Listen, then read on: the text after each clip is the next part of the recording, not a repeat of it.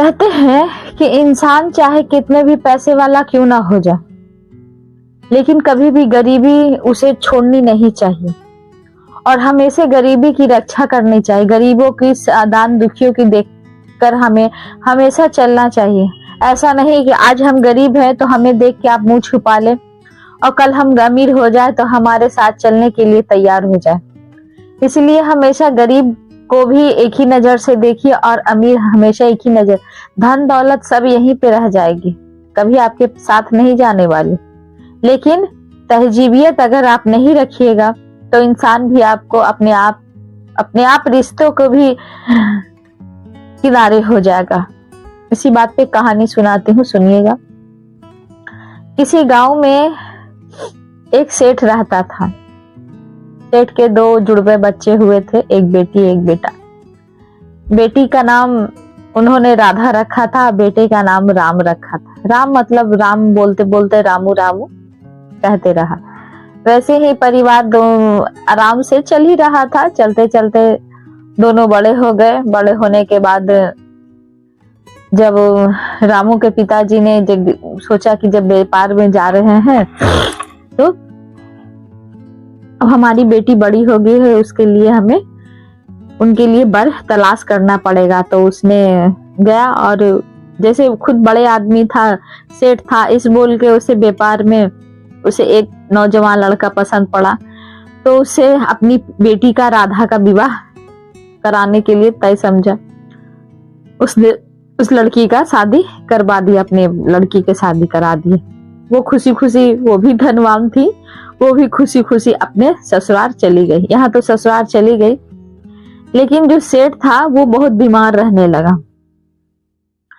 उसका जो बेटा था रामू, वो अपने पिता का देखभाल करते करते करते करते सारी जमा पूंजी जितनी थी उसकी धन संपत्ति सब उसकी बीमारी में चले गए। कुछ भी नहीं बचा, कुछ थोड़ा बहुत बचा भी तो रामू कहने लगा कि देख बेटा, अब तुम शादी ब्याह कर लो, क्योंकि मेरा तो आज नहीं कल, कल नहीं परसों मुझे मरना ही है, लेकिन तुम तो शादी कम से कम अब कर लो, क्योंकि मेरे जाने के बाद तुम्हारा क्या होगा, इसलिए तुम शादी अब कर लो। तो उसने तैयार हुआ और एक उसकी पिताजी ने, क्योंकि अब तो वो गरीब हो गया था तो जिस हिसाब से वो रहेगा उसी हिसाब से उसे लड़की भी मिलेगी, लेकिन गरीब घर की लड़की उसने लाया और उसे शादी ब्याह कर लिया। लेकिन वो जो लड़की थी वो भगवान में बहुत श्रद्धा रखती थी, वो बहुत पूजा पाठ करती थी। ऐसे ही दिन चलते रहे चलते रहे। एक दिन की बात है, जब वो अपने बहन के यहाँ, मतलब उसकी पत्नी ने पूछा कि तुम्हारी बहन है, तुम अपनी बहन के यहाँ क्यों नहीं जाते हो? तो उसने कहा कि देखो, मेरा परिवार अभी छोटा है, जब कुछ ऐसा रहेगा तो जाऊंगा। लेकिन हकीकत यहाँ पे ये बात थी कि उसकी बहन ने उसे गरीब अवस्था में देखते हुए उसे सारे रिश्ते नाते तोड़ चुकी थी, क्योंकि वो चाहती थी कि मेरा भाई गरीब है और अगर वो मेरे ससुराल में आएगा तो उसे देखकर सभी लोग उसकी मजाक उड़ाएंगे और साथ साथ मेरा भी मजाक उड़ाएंगे। इसलिए कि वो नहीं चाहती थी कि मेरा गरीब भाई कभी मेरे दरवाजे पे आए, इसलिए कि वो कभी अपने भाई से भी रिश्ता तोड़ चुकी थी। यहाँ तो ये बात था, लेकिन वो जानती नहीं थी। लेकिन समय बीतते गया, समय बीतते बीतते बच्चे सब उनके बड़े हो गए। तो वो जो राधा थी, उसके लड़के की शादी थी। तो उसके लड़के की शादी थी तो उसने सारे जगह के निमंत्रण दिया था, लेकिन अपने भाई को आमंत्रित करने के लिए नहीं किया। तो ये रामू ने कहा कि सुनो जी, मेरी बहन का लड़का का शादी, मेरा भांजा का शादी है, तो मैं उसके पास जाऊंगा और तुम भी तैयार हो जाओ। तो उसकी पत्नी ने कहा कि देखिए, निमंत्रण नहीं आया है तो मैं बिना निमंत्रण के कैसे जाऊंगी, और आप को जाना है तो आप जाइए क्योंकि आपका भाई है, लेकिन बिना निमंत्रण के मैं नहीं जा सकता हूँ। इसने सोचा कि क्या होगा, है तो मेरी बहन ही ना, जाने के बाद मुझे पहचान लेगी, मुझे कुछ मदद भी कर देगी। उसके बाद यही सोचते हुए रामू अकेले निकल पड़ा। निकल तो पड़ा, लेकिन उसे जाते जाते बहुत शाम हो गई थी। और शाम होके जब उसके घर के दरवाजे पे पहुंचा तो एक कोने पे खड़ा हो गया। खड़ा हो जाने के बाद जब रानी की देवरानी या जेठानी कही किसी ने देखा उसे, तो उसने कहा कि जो सुनो राधा, तुम्हारा भाई आया है। तो बोला मेरा भाई आया है? नहीं, ऐसा नहीं हो सकता है। बोला हाँ तुम्हारा भाई आया है, तुम जाके देखो। तो उसने कहा अच्छा ये बताओ मेरा भाई आया है तो वो किस अवस्था में आया है और कैसे कपड़े पहने हुए हैं। तो उसने कहा कि मैले कुचैले फटे पुराने कपड़े पहने हुए थे। लेकिन जो रामू था उतना गरीब हो जाने के बावजूद भी अपने भाई, अपनी बहन बहनोई और अपने भांजे के लिए वो बहुत सारी मिठाइयाँ और कपड़े लेके आया था, क्योंकि वो जानता था कि मेरी बहन को कम से कम, मैं गरीब हूँ उससे क्या, लेकिन रामू का दिल बड़ा था। लेकिन उसकी जो बहन थी वो अपने दौलत के घमंड में बहुत ही चूर थी। उसे कुछ पता ही नहीं चला कि हम कब क्या कह रहे हैं। तो आई और उसने अपने भाई को देखा तो उसका भाई बहुत खुश हुआ कि अरे मेरी बहन आ गई है। लेकिन जब उसने कहा कि तुम क्यों आए हो यहाँ पे, क्यों और किस लिए आए हो, जो तुम्हें यहाँ नहीं आना चाहिए था। बोला बहन मेरा भगना का शादी है, मैं नहीं आता तो कैसा लगता, तुम्हें लोग समाज कहते हैं कि देखो तुम्हारा भाई तक नहीं आया। उसने इतना बात कहा ही था कि वो बोली चलो यहाँ से, मैं तुम्हें कहीं दुनिया की नजर से तुम्हें छुपा के लेके जाना चाहती हूँ ताकि तुम्हें देख न ले और मेरी बेइज्जती ना हो जाए।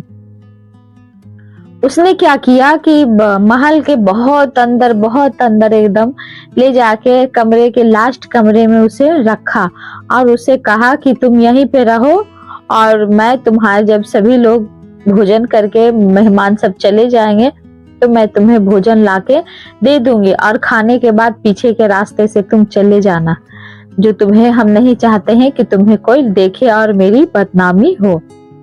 उसने कहा ठीक है, जो मैं तो चला जाऊंगा, लेकिन ऐसा करो कि जो मैं कपड़े लाया हूँ वो तो तुम रख लो। बोला ठीक है मैं रख लेता हूँ। और उसने जाते जाते दरवाजा बाहर से बंद कर दिया था। तो रामू ने सोचा कि आज तो कुछ खाने को लिए मिलेगा अच्छा। और जैसे ही जब यहाँ से राधा निकली तो अपने घर के कामकाज में व्यस्त हो गई। इतनी व्यस्त हो गई कि उसे याद भी नहीं रहा कि उसका भाई को अपने रूम में बंद कर दी और वो पिछले 2-3 दिन से रूम में ही बंद रह गया। रह जाने के बाद अब वो भूख प्यास से तड़प रहा था, क्योंकि उसके पास ना खाने का था ना कुछ पीने का था। वो अधमरा सा हो गया। वो दरवाजा खटखटाता, लेकिन वो इतना अंदर था कि उसको किसी तरीके से आवाज उसमें नहीं जा रही थी। नहीं जाने के कारण वो सोच रहा था कि अगर मैं मर गया तो फिर मेरे बच्चे और मेरी पत्नी का कौन ख्याल रखेगा। यही सब सोच ही रहा था कि उसे लगा कि कोई दरवाजे पर आ रहा है। जैसे ही उसने अपनी पूरी ताकत लगा के दरवाजे को खटखटाया, जब खटखटाया तो उसकी देवरानी वहां पे थी। उसने कहा भैया आपको यहाँ कौन बंद कर दिया है। तो उसने कहा कि मैं क्या बताऊं बहन, जो मुझे बहन ने मेरी कहा कि तुम यहाँ पर आराम करो और मैं जा रहा हूँ, मैं तुम्हें बाद में आऊंगा। और मेरी आंख लग गई, लगता है किसी ने दरवाजा बाहर से बंद करके चला गया। रामू ने अपनी बहन की सच्चाई किसी को ना बताते हुए वो पिछले रास्ते से चुपचाप चला गया। उसके दिल बहुत आघात हुआ था, वो बहुत अंदर से टूट गया था कि बताओ मैं जिस बहन के लिए इतना सेवा किया, कितना ये किया, लेकिन मेरी बहन है जो उसने मुझे एक रद्दी भर भी नहीं समझा। उसने यही सब सोच ही रहा था। सोचते सोचते वो जा रहा था। जाते जाते सोच रहा था कि अगर मैं घर जाऊंगा और मेरी पत्नी पूछे कि आप क्या लाए हो तो मैं क्या बताऊंगा। यही सब सोच रहा था और 2 दिन से कुछ खाया भी नहीं था, इसलिए कि उसे चक्कर भी आ रहे थे। जैसे ही चक्कर आ रहे थे वो गिर पड़ा तो बीच जंगल में उसे एक बूढ़ी मिली। उस बूढ़ी ने उसे उठाया और उठा के उसे पानी पिलाया, खाना दिया खाने के लिए, वो खाया। उसने पूछा कि कहाँ गए थे। उसने अपना सारा दुख हाल बता दिया और उसने कहा कि मैं जब जाऊंगा तो मैं अपनी पत्नी को क्या बताऊंगा। उसने कहा कि तुम चिंता मत करो, यहाँ से कुछ दूर के पास जाओगे तुम्हें एक बगीचा मिलेगा जिस बगीचे में बहुत सारे फल हैं, तुम भी खा लेना और तुम अपने बच्चे के लिए अपनी पत्नी के लिए भी लेते जाना। उसने कहा ठीक है। वो गया और सही में बहुत सारे बगीचे में बहुत सारे फल थे। उसने कुछ खाया भी और बाकी सब सामान को बांधा और वहां से निकला। जब वह घर में निकला तो उसके बच्चे पूछने लगे कि अरे पिताजी, जो फुआ ने मेरे के लिए क्या भेजा है। उसने कहा क्या भेजा है, देखो झोला में जो होगा वही भेजा है, थैले में देखो। तो उसने जब थैले में देखता है तो उसे हीरे जवाहरात मोतियां सभी कुछ मिलते हैं। तो उसकी पत्नी ने कहा कि जब वो इतना बोल के वो बाहर चला गया था, लेकिन जब उसकी पत्नी ने ये सब चीज देखा तो उसे बाहर जाके कहा कि तुम क्या लेके आए हो। तो रामू थोड़ा डर गया। उसने सोचा कि मैंने क्या लेके आया हूँ, लगता है मैं फल लेके आया हूँ। तो मेरी पत्नी मुझ पे गुस्सा हो रही है, जो मुझे फल लाने के बजाय मुझे मिठाइयां लानी चाहिए थी। बोले चलो तो घर में, बोले जो है बांट के खा लो ना, उसमें मैं क्या जाऊंगा घर में। लेकिन फिर भी उसने कहा कि पहले चलो तो सही, घर में चल के देखो तो कि तुम क्या लाए हो। उसने जब घर में उसे हाथ पकड़ के उसे घर में लेके गया, उसने देखा कि हीरे जवाहरात मोतियां से भरी हुई वो थैली थी। तब उसे आश्चर्य भी हुआ, लेकिन वो बात बता नहीं सका कि मुझे मेरी बहन ने नहीं। वो समझ गया कि वो कोई पुण्य आत्मा थी, मानो जैसे कि लक्ष्मी माँ मेरे साथ आके मुझे सेवा कर, मुझे ये सब दान दे गई। लेकिन उसकी पत्नी जो थी वो बहुत बड़ी माँ लक्ष्मी की भक्त हुआ करती थी। उसके बाद वो अपना इसी से पूरा धन संपत्ति से पूरा घर बना लिया। कुछ ही दिन में वह फिर से सेठ की तरीके से हो गया। कहा जाता है कि जिस घर में स्त्री का अपमान नहीं हो, जिस घर में स्त्री क्रूरता के साथ ना बोले, उस इस घर में कभी भी दरिद्रता वास नहीं करेगी। जो स्त्री सौम्य रूप से बात करती है, जो कभी झगड़ालू नहीं होती है, उसके घर में हमेशा लक्ष्मी माँ वास करती है। लेकिन रामू की पत्नी बिल्कुल स्वभाव में उसी तरीके से थी, जो कभी उसको तकलीफ हुआ इतना, लेकिन कभी भी रामू से एक बार भी नहीं कहा कि हाँ रामू, आपके लिए मुझे इतना तकलीफ होता है। उसने एक बार भी अपने मुंह से हुनकारी नहीं भरी, फिर भी वो चुप रही। तो उस माँ की कृपा, भगवान की कृपा से उसे धन लक्ष्मी फिर से उसके घर में बरकत हो गए। इसी बात पे उसकी पत्नी ने एक दिन कहा, जब अच्छा दिन हो गया तो एक दिन कहा कि सुनो जी, आप अपनी बहन को ले आओ यहाँ, मैं भी अपनी ननद को नहीं देखी हूँ और आप भी ले आओ तो कुछ दिन हमारे यहाँ रह जाए। क्या अब हमारे यहाँ रहने की कमी थोड़ी है। तो उसने कहा हाँ ठीक कह रही हो, ऐसा करो कि मैं लेके आता हूँ। तो वो रथ पे सवार होके वो गया लाने के लिए। जब लाने के लिए गया तो उसकी देवरानी ने फिर से देखा और फिर से राधा को जाके कहा कि अरे राधा, तुम्हारा भाई आया है। तो उसने कहा कि मेरा भाई फिर क्यों आ गया और किस तरीके के कपड़े पहने हुए है।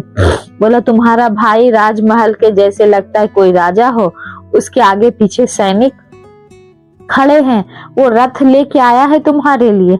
उसकी बहन को ये बात का भरोसा ना हुआ।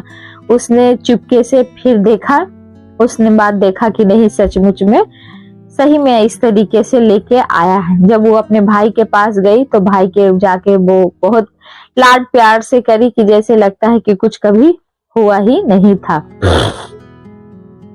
उसके बाद उसकी बहन को रथ में बैठाकर वो अपने घर लेके गया। लेकिन लेके गया यहाँ से तो उसकी पत्नी, जो रामू की पत्नी थी, उसे लगता था कि ये धन संपत्ति जितने भी दिए गए हैं वो मेरी ननद के बदौलत ही दिया गया है, इसलिए उसे बहुत सेवा सत्कार किया। रामू भी कभी स्त्री के स्त्री बीच में बताना नहीं चाहा कि हाँ क्या हुआ। वो तो जानता था कि हाँ ये सब माँ लक्ष्मी की कृपा से हमें धन दौलत मिला है, लेकिन वो कभी बताया नहीं। उसके बाद जब बहुत दिन हो गए, उनकी बहन यहाँ रही, सेवा सत्कार किया, तो फिर बोला कि अब बहन जाना चाहती है। तो बोला ठीक है, तो ऐसा करो कि तुम बाजार से जाकर बहन के लिए कुछ ला दो। वो गया, उसने सोचा कि बहन के लिए सिर्फ एक जुत्ती खरीदते हैं। उसने चमार को कहा कि देख भाई चमार, जो एक जुत्ती बना के दे, लेकिन जुत्ती में बोलने वाला जुत्ती हो। तो बोला बोलने वाला जुत्ती में क्या बोलेगा ये बता।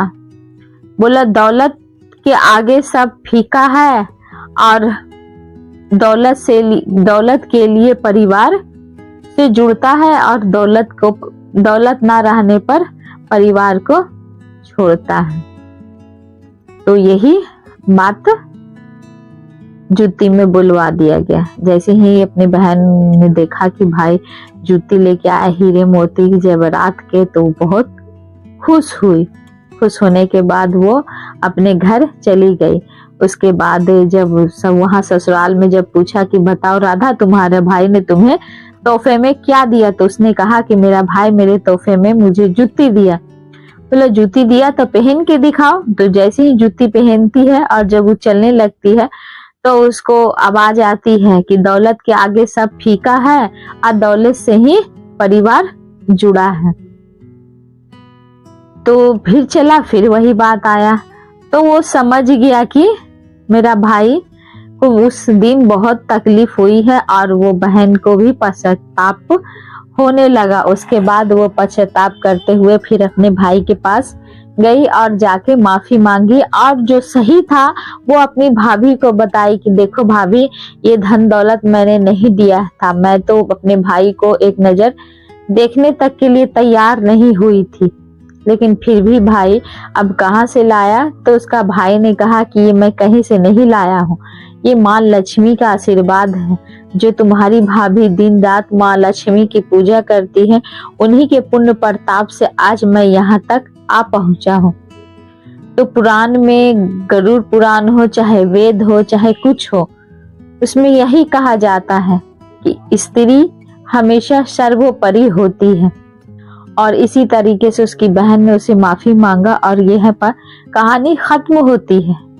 कहानी तो खत्म हो गई, लेकिन यहाँ पर यह भी है कि हमेशा स्त्री चाहे जो भी हो, स्त्री को हमेशा सम्मान करना चाहिए, हमेशा उसे सम्मान की नजरों से देखना चाहिए, उसे कभी उस पे क्रूर दृष्टि ना डालें। क्या पता कब वो लक्ष्मी के रूप में आपके सामने आकर आपकी मदद कर जाए। इसलिए हमेशा, और घर की स्त्रियां हमेशा सौम्य भाव में हमेशा घर में रहे, क्योंकि जिस घर में कल्ला कलेश ना होता है उस घर में लक्ष्मी हमेशा वास करती है। और जिस घर में स्त्रियां झगड़ालू बात बात पे तानाकशी करती हैं, उस घर में हमेशा झगड़ा, कभी भी लक्ष्मी वास नहीं करता है। इसलिए हमेशा स्त्रियों को सौम्य रूप में रहना चाहिए, और हमेशा घर में सुख समृद्धि, और पुरुष के लिए हमेशा यही हो कि हर स्त्री हो उसे सम्मान देना चाहिए। तो अगर ये कहानी आपको अच्छी लगी हो तो प्लीज लाइक सब्सक्राइब जरूर कीजिएगा। तो धन्यवाद।